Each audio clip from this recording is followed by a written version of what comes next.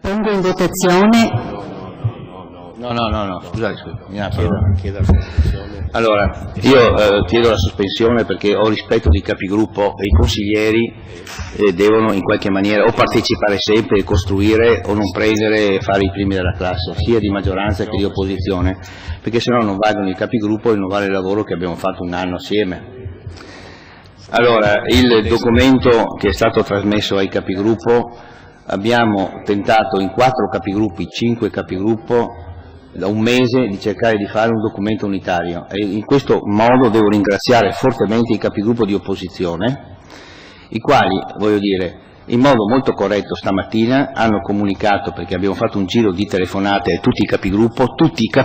hanno confermato che non si doveva discutere, tutti i capigruppo, se no non ha più senso avere i capigruppo, tutti i capigruppo hanno confermato che non si discute l'ordine del giorno, viene guardato, misurato, alle 6:30 ci si incontra tutti i capigruppo, si prende una decisione unitaria e si vota senza interventi alla situazione unitaria. Io non ho mai assistito a una cosa, ci può essere un parlamentare della Repubblica che può parlare dove in Parlamento, però in questo Consiglio Comunale dal mio punto di vista si adegua ai capigruppo e alla lista di cui rappresenta, di cui faccio parte anch'io, fa parte la Franceschini, fa parte Zanin.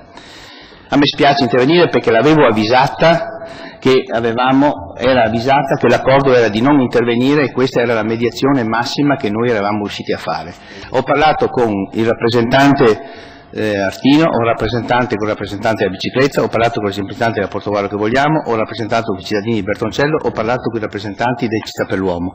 Ho parlato con il capogruppo di Forza Italia, ho parlato con il capogruppo della Portogruaro più, ho parlato con Geronato in rappresentanza della Portogruaro di Lista Tabaro e ho parlato con il consigliere Florean, che devo dire, lo conosciamo tutti, nel senso quali sono le sue idee, e si è anche questa volta allineato all'unanimità tutto il Consiglio a dare un'impressione di grande unità. Ve lo dico perché io domani e dopodomani ho bisogno di affrontare il tema della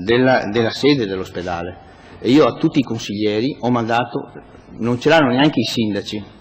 ho mandato a tutti i consiglieri il dischetto che voglio avere e vorrei avere un mandato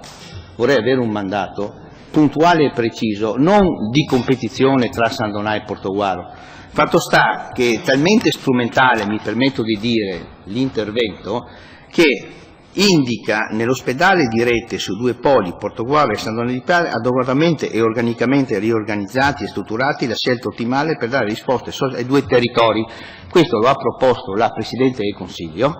e i capigruppo l'hanno accettato. Tutto il resto, io capisco,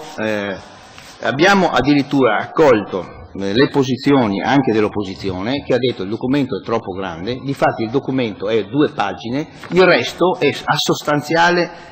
quanto sopra esposto ritiene sostanziale, non è il documento, è che se qualcuno vuole capire di più perché le 2 pagine del documento hanno avuto quell'esito, serve le altre 4 paginette.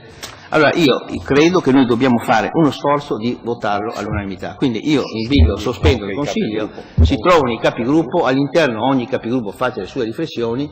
perché raccolgo, testo letto. Non serve, votiamo.